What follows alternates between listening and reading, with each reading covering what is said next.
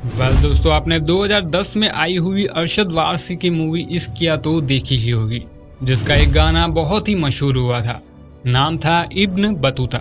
लेकिन क्या आपने कभी सोचा है कि इब्न बतूता कौन था? क्यों ये इंसान इतिहास में मशहूर हो गया? इब्न बतूता की कहानी आप नहीं जानते तो बने रहे मेरे साथ वीडियो के अंत तक। और हाँ, चैनल को सब्सक्राइब करना मत भूलिएगा।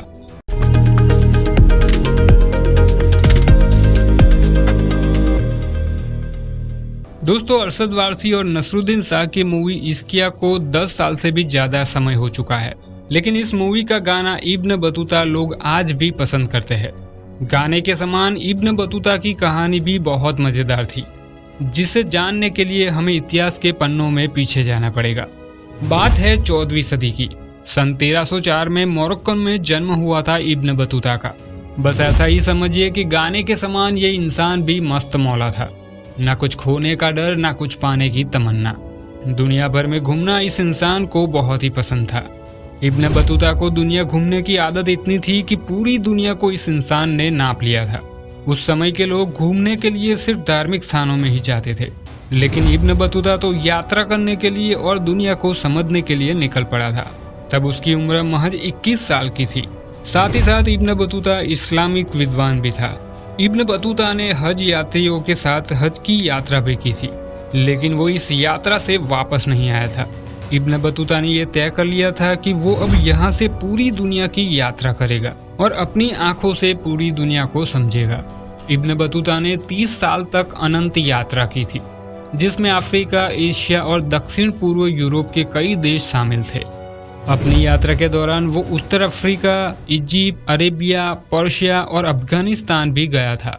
इब्न बतूता ने हिमालय की भी यात्रा की थी, जहां पर भारत, चीन, दक्षिण पूर्व एशिया और मालदीव भी वो आया था।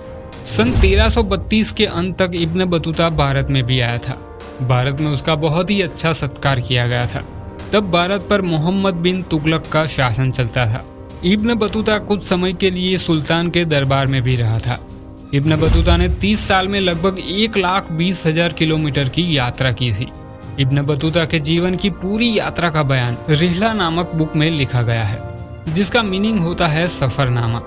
इस बुक में सभी देश जो इब्न बतूता घूमा था, उनकी पूरी जीवन शैली को दर्शाया गया है। सफरनामा बुक में इब्न बतूता के जीवन के बारे में भी लिखा गया है।